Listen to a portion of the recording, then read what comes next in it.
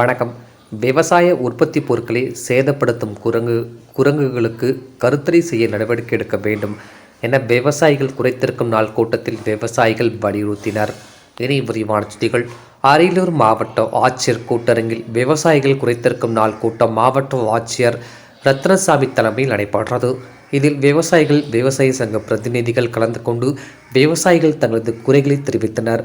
விவசாய சங்க பிரதிநிதிகள் பேசும்பொழுது, குரங்குகளின் தொல்லையால் விவசாய உற்பத்தி பொருட்கள் பாதிக்கப்படுவதை தடுத்து விவசாயிகளை பாதுகாக்க குரங்குகளுக்கு குடும்ப கட்டுப்பாடு செய்து குரங்குகளின் இனப்பெருக்கத்தை கட்டுப்படுத்த வேண்டும். தற்பொழுது மக்காசோளம் அறுவடை செய்யப்பட்டு வருவதால் மக்காசோளத்தை மத்திய அரசின் இனாம் திட்டத்தில் கொள்முதல் செய்ய நடவடிக்கை எடுக்க வேண்டும். கடந்த வருடம் பயிர் பாதிப்பு ஏற்பட்டு பயிர் காப்பீடு கிடைக்காத விவசாயிகளுக்கு பயிர் காப்பீடு கிடைக்க மாவட்ட ஆட்சியர் முயற்சிக்க வேண்டும். சம்பா அறுவடை தொடங்க உள்ளதால் போதுமான அளவிற்கு நெல் கொள்முதல் நிலையங்களை முன்னதாகவே திறக்க மாவட்ட ஆட்சியர் உத்தரவிட வேண்டும் என்பது உள்ளிட்ட பல்வேறு கோரிக்கைகளை வலியுறுத்தினர்.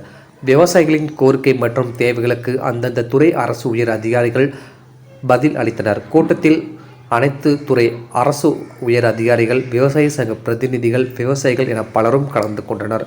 டிஎன் செய்திகளுக்காக அரியலூர் மாவட்ட செய்தியாளர் எஸ்பி ரவிச்சந்திரன்.